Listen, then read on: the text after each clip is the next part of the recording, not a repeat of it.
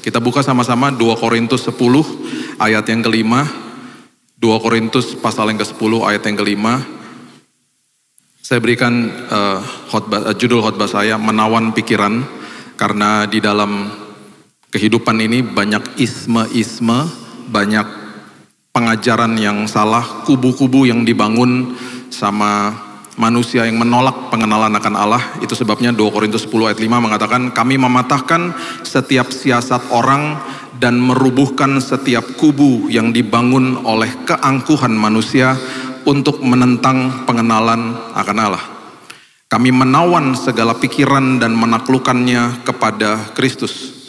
Bapak Ibu, ini udah dari dulu seperti ini dan makin kesini makin parah. Saya udah pernah jelaskan berkali-kali, sebuah bangsa yang didirikan di atas firman Tuhan bisa runtuh moralnya karena sebuah kebohongan iblis. Negara Amerika itu didirikan di atas firman Tuhan sebenarnya. Di deklarasi independen undang-undang dasar mereka di tahun 1776 itu banyak firman Tuhan yang terkandung di dalamnya. Tetapi dengan berjalannya waktu, yang tadinya presiden mengundang hamba Tuhan ke White House untuk berdoa setiap hari Sabtu pagi ada breakfast meeting. Ini mulai perlahan-lahan mulai terjadi deviasi dan distorsi. Yang terjadi adalah mereka mulai mengizinkan dosa masuk ke dalam kehidupan masyarakat mereka. Kalau bisa dinarasikan secara kasar, itu mereka datang ke Kongres atau ke DPR-nya, mereka bilang begini, saya mau berbuat dosa, tolong validasi. Saya mau berbuat dosa, tolong iakan. Dikemas dalam sebuah bentuk bahasa yang sangat-sangat penuh dengan manipulasi.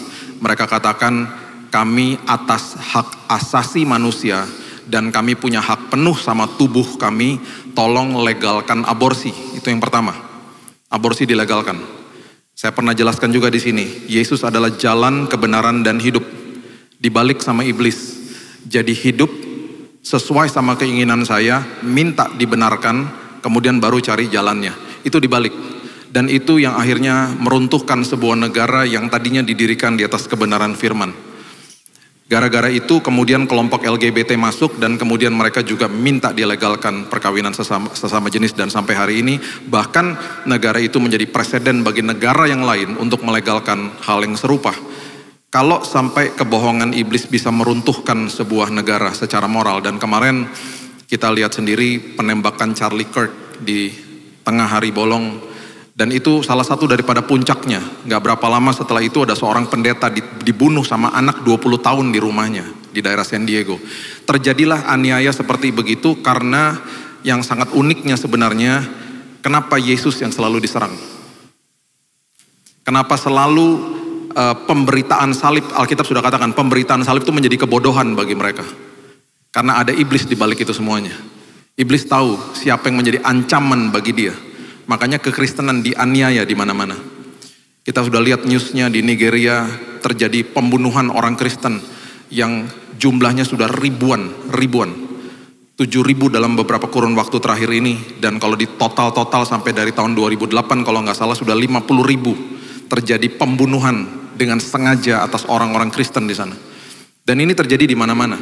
Di Indonesia kita alami hal yang serupa, banyak rumah-rumah ibadah yang ditutuplah dan lain sebagainya. Pemberitaan salib jadi kebodohan. Kalau kita tidak hati-hati, kita sebagai orang percaya ini kan punya pengharapan dalam hidup ini. Kalau kita tidak hati-hati, hal-hal seperti ini pelan-pelan menyusup dalam hidupnya manusia, dalam hidup kita terutama, dan lambat laun pengharapan mulai hilang. Apa sih esensi daripada pengharapan? Pengharapan itu bukan sebuah tombol yang bisa dipencet on sama off. Oh, saya lagi ada masalah, saya pencet tombol on-nya. Nggak bisa. Pengharapan itu adalah buah daripada ketekunan. Coba baca Roma pasal yang kelima. Roma pasal yang kelima, ayatnya yang ketiga. Coba lihat.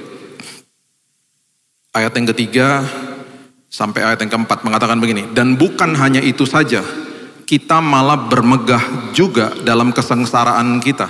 Paulus katakan, saya bermegah di dalam kesengsaraan. Kesengsaraan faktor eksternal, kita nggak pernah tahu kapan datangnya. Yang namanya kesengsaraan itu berarti pergumulan hidup, ujian dan lain sebagainya. Kemudian dikatakan begini, dikatakan dengan jelas, dikatakan begini, karena kita tahu bahwa kesengsaraan itu menimbulkan, kalau saya bisa tambahkan, kesempatan untuk tekun. Oke, tekun.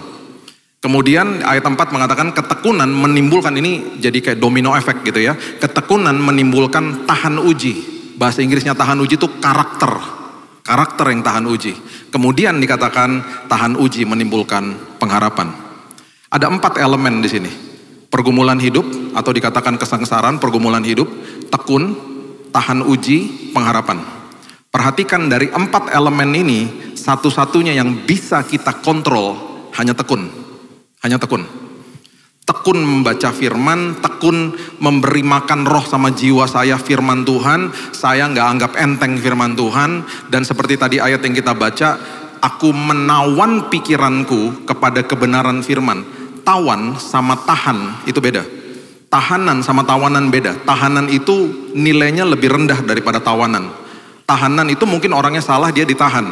Tawanan itu belum tentu dia salah. Makanya namanya tawanan perang. Kenapa? Karena di balik sosok tawanan itu ada nilai yang luar biasa. Makanya selalu diminta tebusan bagi orang-orang tawanan. Itu sebabnya ketika Paulus katakan tawan pikiranmu, berarti pikiranmu itu sangat bernilai.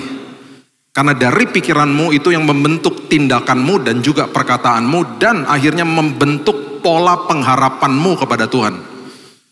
Nah itu penting sekali, makanya dia katakan taklukkan, tawan pikiranmu kepada kebenaran firman. Kemudian Paulus katakan lagi di kitab Roma, dia bilang apa? Ketika engkau berhadapan sama masalah, satu-satunya yang kau bisa lakukan, tekun. Tekun hadapi semuanya dengan kebenaran firman. Tekun membaca, tekun mendengar, tekun merenungkan firman, tekun melakukan firman, tekun. Dan dalam ketekunan itu timbul 2 buah yang luar biasa. Pertama karakter yang disebut dalam bahasa Indonesia itu tahan uji. Karakter jadi tahan uji. Dan setelah itu pengharapan. Jadi pengharapan itu gak bisa. Makanya banyak orang ya yang tidak tekun hidupnya. Ketika diperhadapkan sama masalah rontok pengharapannya. Gak ada pengharapannya. Dia susah untuk berharap. Susah untuk bagaimana dia bisa berpikir dengan benar gitu loh akhirnya. Ya, itu sebabnya jangan anggap enteng yang namanya ketekunan. Coba lihat lagi di Efesus 1 ayat 17 sampai 19 ada sebuah pewahyuan juga yang Paulus berikan di sini. Dia terus kasih tahu rumusan tentang pengharapan itu di dalam kehidupan ini. Dia kasih tahu di Efesus 1 ayat 17 dan meminta kepada Allah Tuhan kita Yesus Kristus, yaitu Bapa yang mulia itu, supaya Ia memberikan kepadamu roh hikmat dan wahyu untuk mengenal Dia dengan benar. Kita nggak akan bisa melakukan ini kalau kita tidak merenungkan dan kita tidak mau membiarkan firman menguasai kita. Makanya di 1 Korintus 2 ayat 14 dikatakan firman itu jadi kebodohan bagi banyak orang. Karena firman mengandung paradoks. Paradoks artinya di dalam sebuah pengertian firman itu bertentangan dengan logika manusia, namun mengandung kebenaran yang hakiki di dalamnya. Itu paradoks. Firman Tuhan mengandung paradoks dan penuh dengan paradoks, makanya bertentangan sama logika manusia. Makanya 1 Korintus 2 ayat 14 mengatakan firman itu jadi kebodohan bagi banyak orang. Karena bertentangan dengan logika. Contoh sederhana, kalau kamu mau jadi pemimpin, jadilah hamba. Indikasi keberhasilan di dalam sebuah kepemimpinan di dalam dunia adalah berapa banyak orang yang melayani saya. Orang keluar dari mobil diangkatin tasnya, oh senang. Saya nggak katakan itu salah ya. Cuman ya begitulah dunia seperti itu. Indikasi keberhasilan seorang pemimpin di dalam kerajaan sorga adalah berapa banyak orang yang dia layani. Kalau kamu mau ditinggikan, rendahkan dirimu. Paradoks semuanya, bertentangan dengan logika manusia. Di dalam kelemahanmu, kuasanya dinyatakan. Di dalam kemiskinanmu, jadilah dampak bagi orang lain. Janda di Sarfat, gak punya apa-apa, cuman punya adonan. Dia bilang ini satu adonan ini bagi saya dan anak saya. Kalau kami makan setelah ini kami mati. Elia bilang apa? Berikan kepada saya. Multiplikasi terjadi. Bertentangan dengan logika manusia. Mendahului dalam memberi hormat. Berarti ketika saya ketemu sama orang yang melukai hati saya harus sapa dia duluan. Bertentangan dengan logika manusia. Kita sapa dengan resiko dibuangin muka, dia buang muka. Habis dia buang muka, kita ngadu sama temen kita. Aku sedih deh. Tadi baru aku sapa orang yang melukai hatiku. Terus dia bilang, teman kita bilang apa? Kamu bodoh sih. Kamu tuh gak ada harga diri, tahu gak? Ngapain sih kamu lakukan itu? Kebodohan toh? Paradoks. Nah gimana kita mau melakukan itu? Gimana akhirnya nanti kalau ada masalah kita mau punya pengharapan, kalau kitanya gak nabur ketekunan di dalamnya. Paulus sudah kasih loh rumusannya. Makanya ada istilah logos dan gnosis. Logos adalah firman yang menjelma jadi manusia, Kristus Yesus. Gnosis itu adalah tugas Roh Kudus yang menerangkan firman ketika kita baca. Itu bahasa aslinya. Jadi tugas kita baca, renungkan, ya kemudian tanya sama Roh Kudus yang diam di sini yang nggak pernah tinggalin kita. Kemudian timbul logos menjadi gnosis. Logos firman jadi manusia, timbul sebuah pengertian akhirnya. Itu bahasa aslinya. Itu arti daripada penaklukan diri ke dalam firman. Kemudian ayat 18 dikatakan begini, Efesus 1 ayat 18. Supaya ia menjadikan mata hatimu terang. Ini dahsyat. Ini luar biasa dikatakan supaya ia menjadikan mata hatimu terang. Agar kamu mengerti pengharapan apakah yang terkandung dalam panggilannya. Betapa kayanya kemuliaan bagian yang ditentukannya bagi orang-orang kudus. Ayat ini dengan jelas mengatakan begini, supaya mata hatimu terang. Kalau mata hatimu terang, engkau lihat bahkan masalah engkau lihat dengan sisi yang berbeda. Dan engkau makin sadar bahwa jawaban doa yang Tuhan berikan, walaupun kamu gak suka dapat jawabannya itu, pasti ujungnya bawa kebaikan buat kamu. Dan makin ngerti, makin terang di sininya gitu loh. Dan dikatakan ayat 19, betapa hebat kuasanya bagi kita yang percaya sesuai dengan kekuatan kuasanya. Dahsyat. Firman itu luar biasa. Nah itu sebabnya ketika kita nggak jaga yang namanya pintu gerbang hati. Jadi gini ya, tubuh, jiwa sama roh. Tubuh itu kalau kita masukin makanan yang salah kan semuanya lewat pintu gerbangnya mulut. Makanannya salah ya tubuhnya sakit misalnya.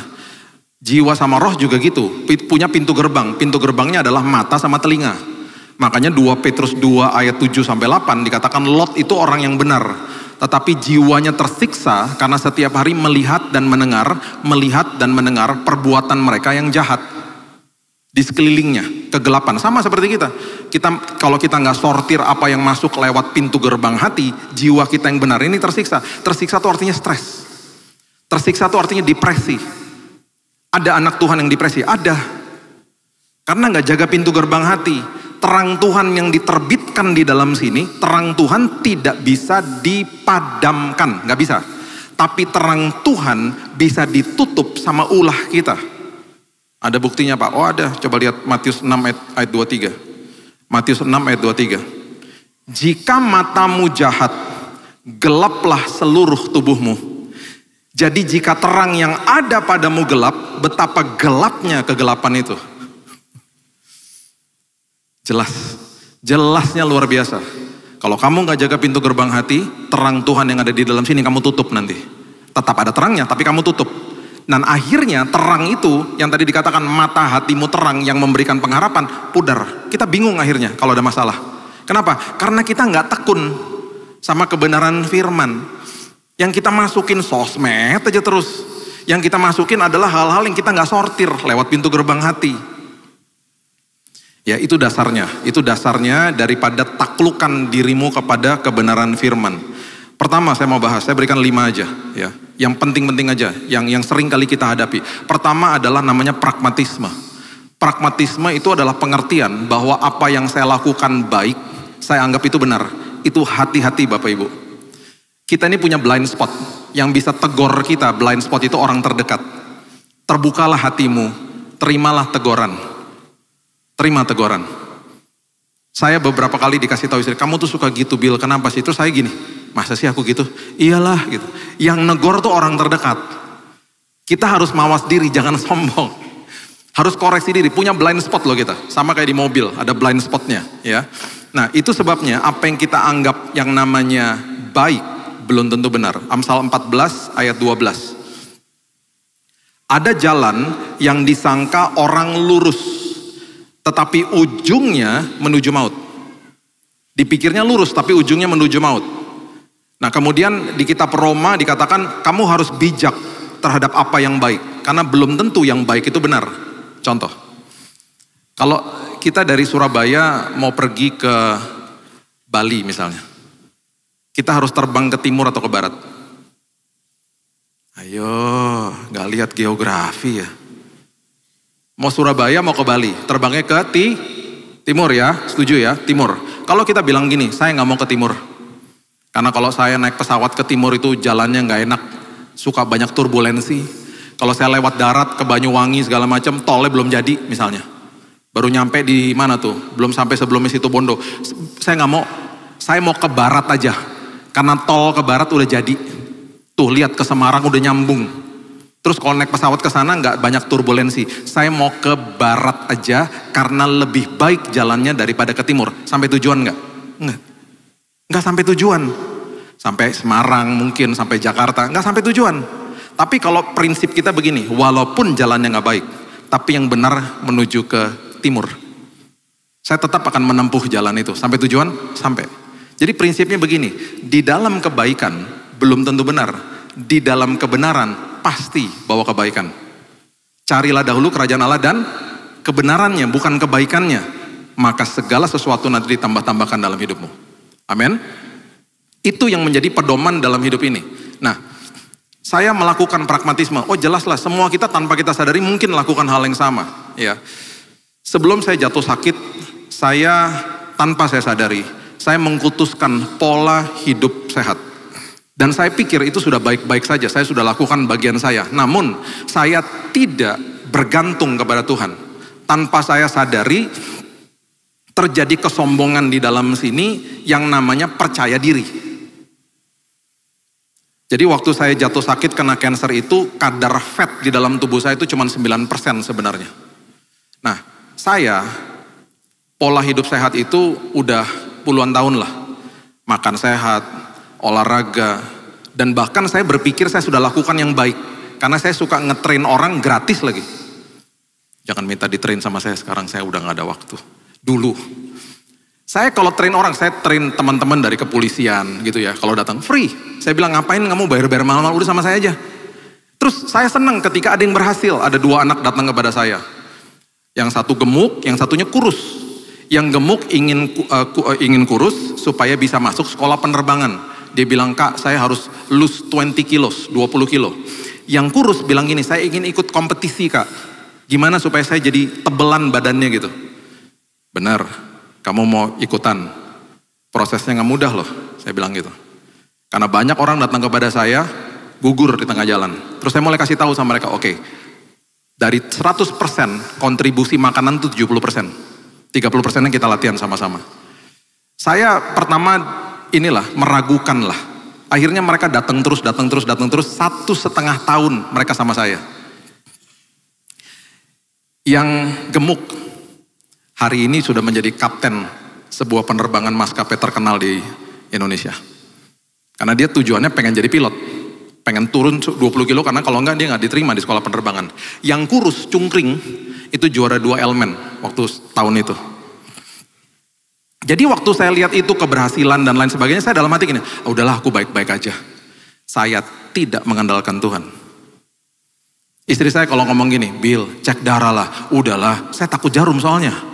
Udahlah darah Kristus menyucikan lah, sudahlah. Saya punya 2 ketakutan, saya takut sama jarum, sama saya takut sama tokek. Ada yang takut sama tokek? Ada? Ih hebat banget jemaat Nginden ya.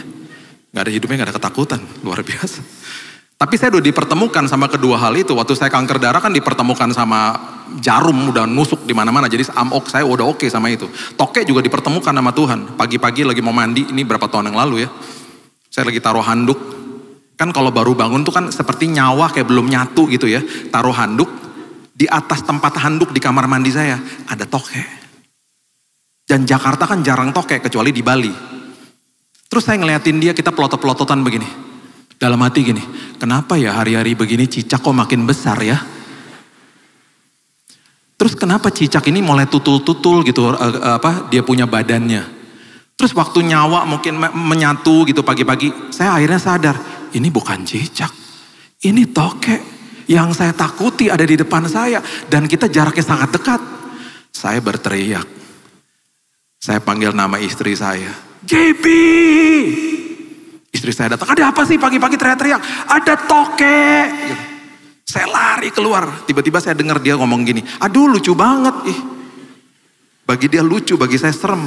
Sebelum saya pergi kerja, saya bilang gini sama Mbak di rumah. Mbak, tokek itu mahal Mbak. Harga bisa 700.000 yang saya dengar. Saya kasih motivasi sama dia. Dan saya bilang kalau Mbak bisa tangkep, Mbak jual uangnya buat Mbak.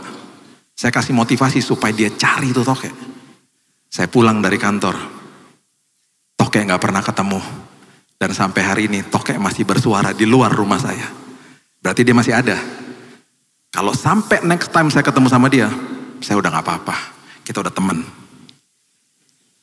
Karena saya udah berhadapan sama dia. Nah Jarum juga gitu. Saya gak mau cek darah.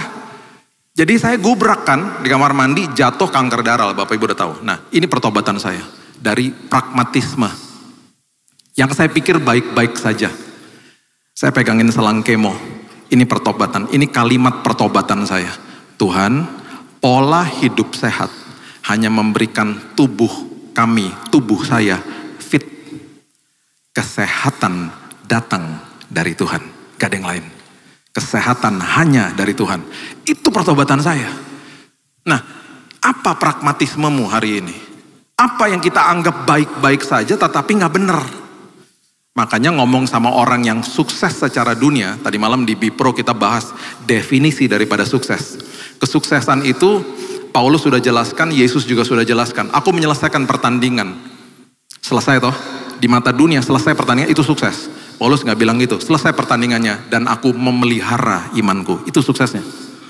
Di dalam proses, ketika kita berhasil di dalam prosesnya, itu sukses. Jadi bagi saya ketika akhirnya masuk ke dalam kebenaran itu, saya makin ngerti, makasih Tuhan. Tuhan bilang, sombong kamu. Kamu terlalu percaya diri. Kamu gak pernah percaya sama saya untuk memberikan kamu kesehatan. Nah yang kedua sama yang ketiga, ini agak-agak mirip Bapak Ibu. Yang kedua ini namanya materialisme, yang ketiga namanya hedonisme. Mirip-mirip lah. Materialisme adalah orang yang mengejar harta, dan hedonisme adalah orang yang mengejar kesenangan. Ini semuanya, isme-isme ini akan memupuskan semua pengharapan di dalam hidup kita. Kalau kita nggak hidup, kita nggak tawan pikiran kita daripadanya. Itu akan memupus pelan-pelan dan akhirnya terang yang tadi dikatakan ada di dalam sini makin-makin lama-lama tertutup. Jadi hati-hati, seringkali soalnya kita nggak sadar kita lakukan ini. Materialisme, orang yang mengejar yang namanya harta, dan bagi dia mengkultuskan harta itu. Makanya banyak orang akhirnya stres, pengharapannya lenyap karena dia hanya bertumpu sama apa yang dia pegang di tangannya. 1 Timotius 6 ayat 7 mengatakan begini. 1 Timotius 6 ayat 7, sebab kita tidak membawa sesuatu apa ke dalam dunia, dan kita pun tidak dapat membawa apa-apa keluar. Kita nggak membawa sesuatu apa ke dalam bumi, kita nggak bawa apa-apa keluar. Di dalam dua event dalam kehidupan kita, ketika kita hadir dan kita meninggalkan bumi ini, kedua event itu kita masuk ke dalam sebuah momen yang kita nggak berdaya. Semua keluar dari rahim ibu. Gak ada yang keluar dari rahimnya dinosaurus, semua rahim ibu. Dan semua kita keluar dari rahim ibu tidak pakai baju. Ada amin? Amin. Gak ada orang bilang ini, oh enggak Pak, saya tuh satu-satunya orang loh Pak, keluar udah baju lengkap. Gak ada lah, susternya bisa menjerit. Dan waktu kita keluar dengan gak pakai baju, kita dikasih baju toh. Dan sebelum kita dikasih baju, kita dibersihkan tubuhnya. Gak tahu tuh prosesnya apa sih namanya, dimandiin atau diseka apalah, bayi ya. Kemudian dikasih baju kan, bisa komplain? Gak bisa. Mana bayi dikasih baju terus dia ngomong sama susternya, suster aku gak suka bajunya ganti yang lain, menjerit susternya. Ini anak udah bisa ngomong. Di saat kita meninggalkan bumi ini, kembali tubuh kita dimandikan. Saya yang mandiin tubuh papa saya. Saya yang kasihin dia baju kesukaan dia. Di peti mati coba. Waktu orang melayat. By the way ya, saya baru tahu loh bulan lalu arti melayat itu artinya melihat mayat. Ayo, ada yang baru tahu juga gak? Coba angkat tangan. Tuh kan, baru tahu. Ya kalian hebat ya, udah tahu ya. Ternyata kata-kata Indonesia tuh banyak mengandung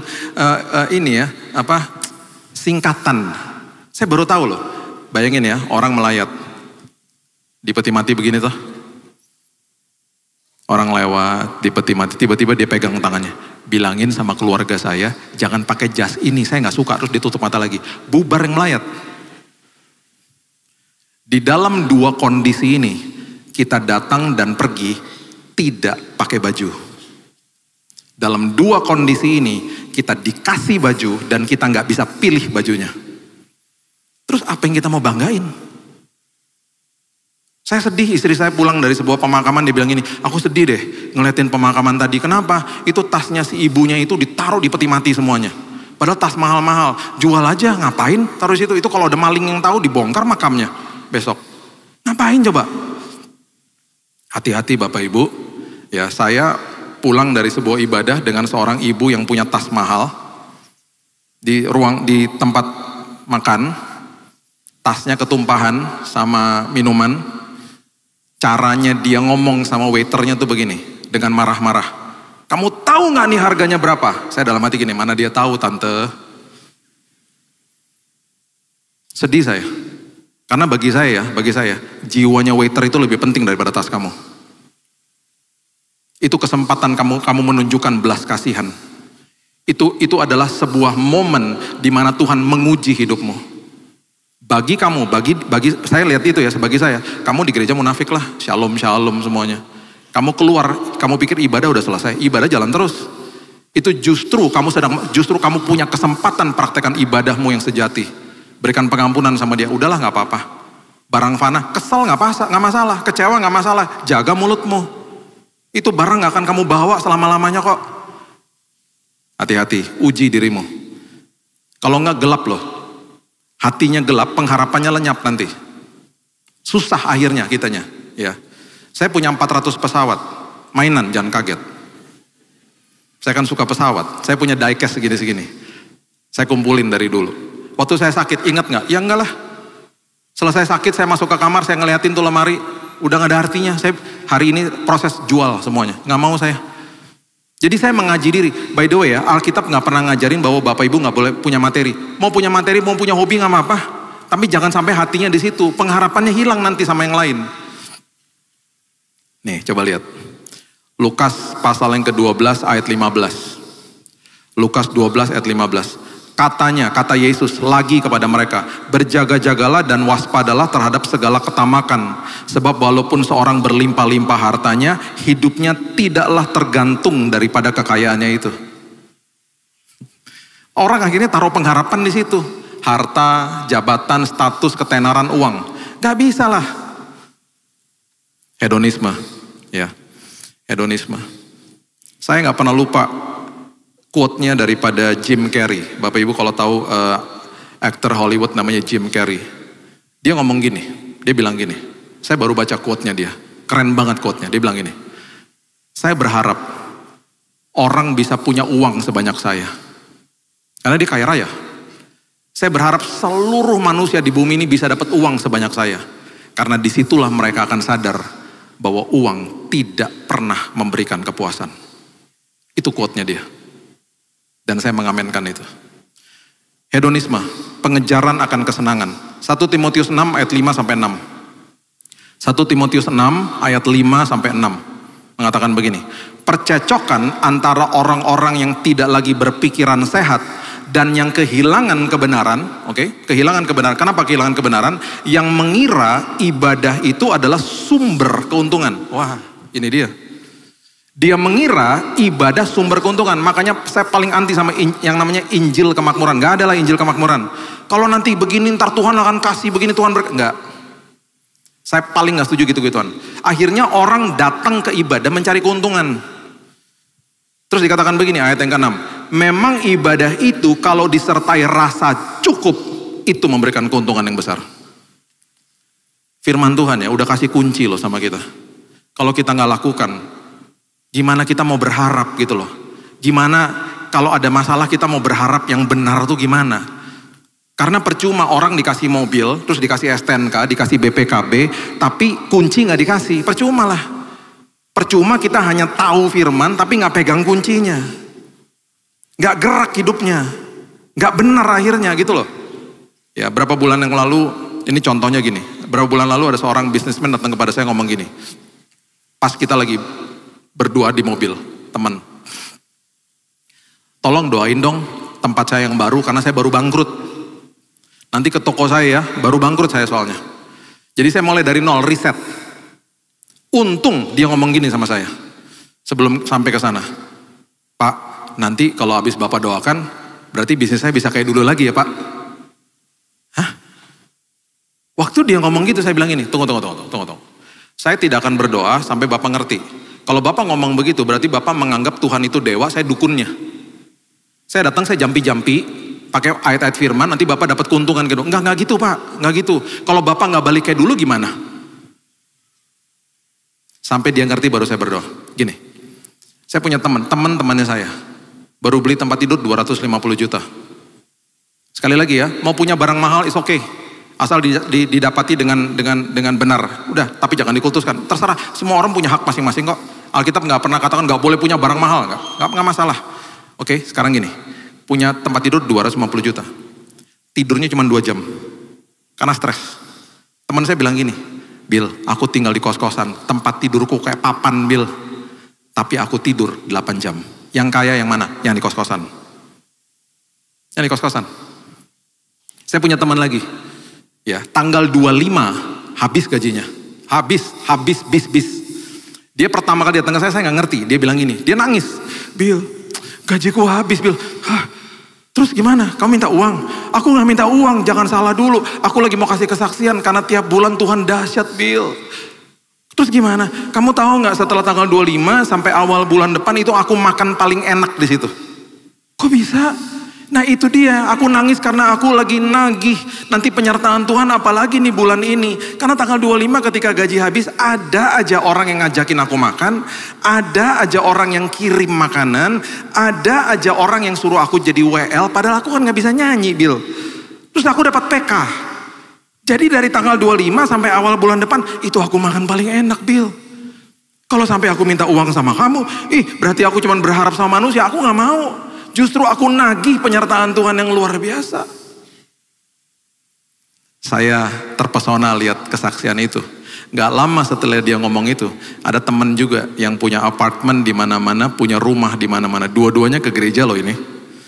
Yang punya apartemen sama punya rumah di mana-mana, orang kaya loncat dari apartemennya bunuh diri. Yang kaya yang mana? Yang di kos-kosan, yang gajinya habis tanggal 25. Kesenangan gak ada, gak bisa didapatkan di luar Yesus, gak bisa. Jadi jangan kejar kesenangan. Tuhan memberikan kita hal yang lebih dahsyat kok, dikasih sukacita bahkan. Kesenangan tuh letaknya di dalam jiwa, bisa hilang kapan aja. Tuhan sudah mengaruniakan namanya sukacita, itu letaknya di dalam buah roh, gak bisa dicuri sama iblis. Kita udah pernah bahas hal itu. Buka lagi nanti khotbahnya. Ya, perbedaan antara sukacita sama kesenangan, damai sejahtera sama ketenangan. Kesenangan letaknya di dalam jiwa, bisa hilang kapan aja. Damai sejahtera sama sukacita tidak bisa dicuri sama iblis. Karunia Tuhan lebih dahsyat. Jadi ayo kita sadarkan diri kita supaya pengharapan kita makin luar biasa di dalam Dia. Ingat ada ritme kasih karunia. Nanti satu hari kita bahas tentang firman itu. Kuk yang kupasang turingan, itu ritmenya kasih karunia. Tuhan bilang gini, udah jalan sama saya aja. Kalau kuk dipasang di lembu itu, dia ada di lembunya ada di depannya petani. Terus sama petaninya digeser ke sini, dipaksa ke kiri, dipaksa ke kanan. Kuk yang kupasang turingan, artinya Tuhan lagi gandeng kita. Kita nggak jalan di depannya, bahkan dia di depan kita dan sambil gandeng kita ke mahadiran Tuhan. Kuk yang kupasang ringan, itu ritme kasih karunia. Jadi hatimu tuh jangan deg-degan, jalan sama saya, udah tenangin dirimu. Ritme kasih karunia, dahsyat. Nanti satu hari ya kita bahas itu lebih dalam lagi. Oke, yang keempat. Yohanes 17 ayat 17. Yang keempat ini namanya relativisme. Ini bahaya. Relativisme itu begini. Dilakukan rame-rame, dianggap benar. Relativisme itu begini. Kebenaran bagi kamu belum tentu benar bagi saya. Karena relatif. Dan itu nilai dunia.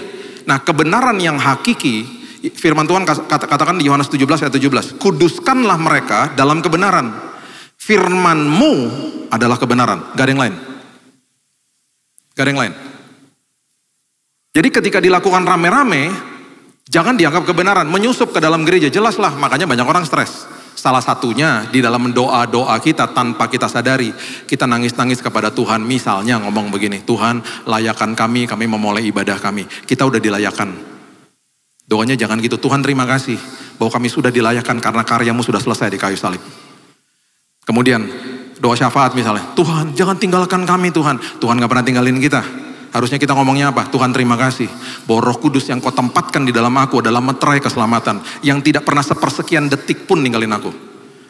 Terus saya tanya sama teman-teman yang ngelakuin itu kalau doa-doa gitu. Mereka bilang, kan udah semua orang juga doanya begitu. Dilakukan rame-rame dianggap benar. Tuhan jadikan kami segambar dan serupa sepertimu. Tuhan bilang apa? Udah. Kejadian 1 ayat 26 udah. Gambar dan rupa Tuhan itu gak pernah tinggalin kita. Ditutup sama sampah dunia. Makanya ada proses. Proses itu untuk ngedetox sampah dunia. Supaya gambar dan rupa Tuhan yang ada di dalam sini terpancar keluar. Itu pengertiannya. Tuhan kami mau hidup taat supaya kami kudus. Kebalik. Tuhan kami mau hidup taat karena kami sudah dikuduskan oleh karya Yesus di kayu salib. Hati-hati, menyusupnya pelan-pelan, iblis itu sabar loh. Akhirnya kita kehilangan harapan. Karena kita doanya begitu. Kita gak fokus kepada salib Kristus, kita fokus kepada upaya-upaya kita akhirnya. Ya, yang terakhir namanya sekularisme. Sekularisme itu artinya memilah-milah Tuhan. Ya. Ayat terakhir di Roma pasal yang pertama, ayat 28 mengatakan begini. Roma pasal yang pertama, ayat 28. Karena mereka tidak merasa perlu untuk mengakui Allah, maka Allah menyerahkan mereka kepada pikiran-pikiran yang terkutuk, sehingga mereka melakukan apa yang tidak pantas. Jangan pernah katakan begini, hari Minggu adalah hari kudus Pak. Hari Senin sampai hari Jumat adalah hari kerja, bukan. Hari Minggu, hari kudus di gedung gereja. Hari Senin sampai hari Jumat, hari kudus di tempat pekerjaan saya. Karena setiap hari adalah hari kudus.